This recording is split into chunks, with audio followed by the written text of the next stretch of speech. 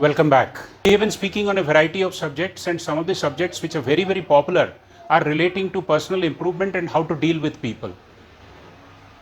Some time back, I gave an episode on table manners, which was very, very popular. So I thought that why not make a larger episode on business etiquettes? First thing is, what is etiquette and how it is different from manners? Obviously, etiquette is something where you are making an impression, you are showing an attitude or approach to life, and you are trying to sell yourself or your company to the person with whom you are interacting. And that is why etiquette is very, very important. Now, if we look at business etiquette, there is a huge amount of literature. So I will give you some practical examples which is different from the book knowledge or the YouTube knowledge that you get, and will relate to our day-to-day lives. Just imagine, I was passing in the office, somebody comes up and tells me, "Sir, do you know that XYZ is having an affair with the boss?" How do you deal with such a situation? Now there is another situation in which somebody was supposed to come to my office. He asked several times that he will come, he has not turned up. How do you manage it? Imagine a third situation where you have invited somebody for dinner, you do not know what gift to give him, where to treat him, how to deal with him. All these are real life situations which we deal day in and day out, but actually, are there any standards? Is there a given way in which we can deal with the situation? Or it is left to the individual, how do you do? So let us deal one by one. First is visitors. As you know, visitors are important in business.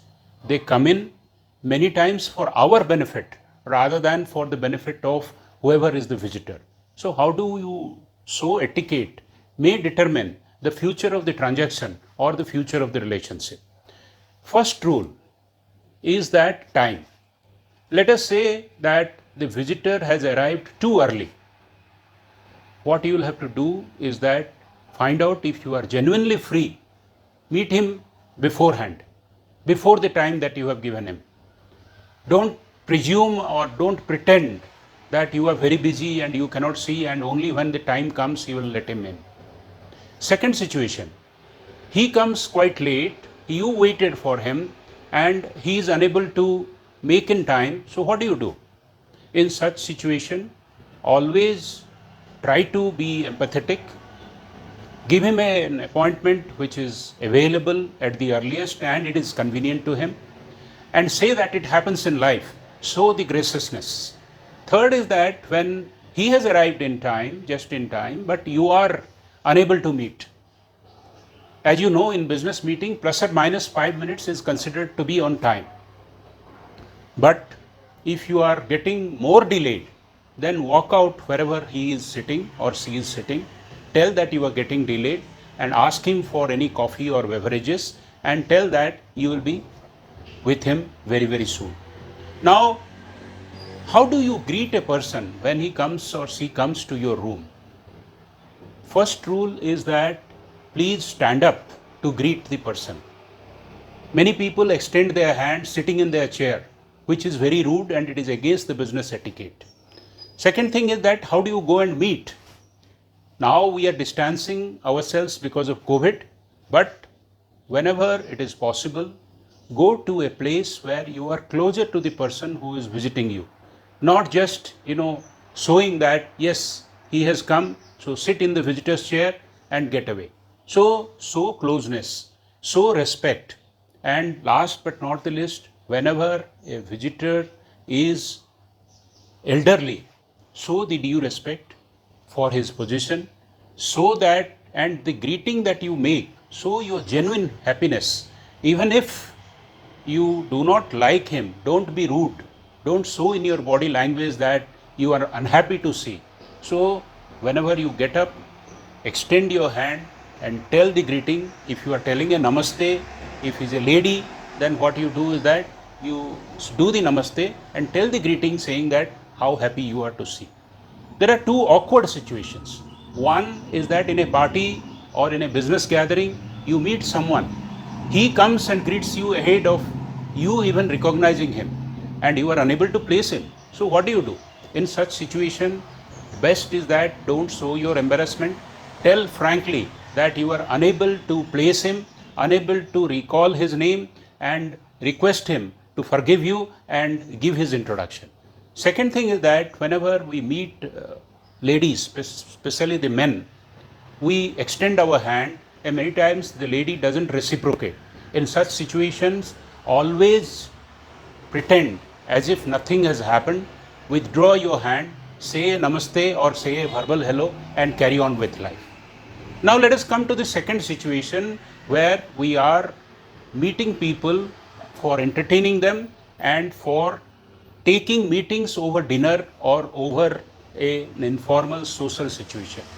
In such a situation, what you do?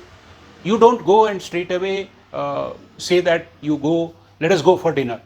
That is done only after you are familiar a little bit. But before that, you fix a dinner with formal exchange of email or formal exchange of text message, clearly telling where the dinner will be, and ask for the food preference and see whether the person who is coming will be comfortable in an informal setting or a formal setting, and accordingly choose the place. Invariably book a place. Many times I have gone with people to find that the evening is very busy, there is no seat, we go to another restaurant and it becomes very, very embarrassing. Whenever you are on the table, be sure that the food is to the liking of the person who has been invited. If there is a cultural nuance, for example, if there is a South Indian who has been invited to a North Indian place, or a North Indian who has been invited to South Indian place, settle for neutral food, settle for food that could be liked by everyone. And if the main guest is not a vegetarian, then choose the non-vegetarian dishes carefully. But if he is not a non-vegetarian, he is a vegetarian, then settle for yourself being vegetarian. Similarly, if he is a teetotaler, do not order any drinks because it may offend. If he is a foreigner, if he is coming from a country which has a specific way of ordering a soup first or a dessert last or a dessert first, for example, in Karnataka, dessert is ordered first, try to endear yourself by understanding the cultural nuances. Third situation is informal communication, gossips inside the organization. There are two things. First thing is that you must protect others from being victims of gossip. Second is that you protect yourself from the gossip. Now, we may wish that gossip will go away. Gossip never goes away. It is second human nature. What is happening in the next board meeting, what is happening in the next promotion is quite normal to be talked about, and it is harmless. So those harmless things you never bother about.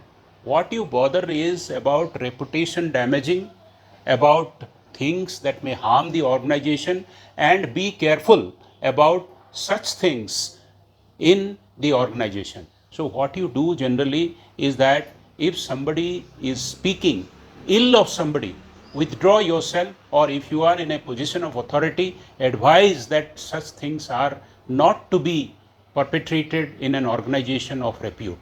If you are the victim of a rumor, confront whoever is the rumor monger if you have definite proof, but do so privately.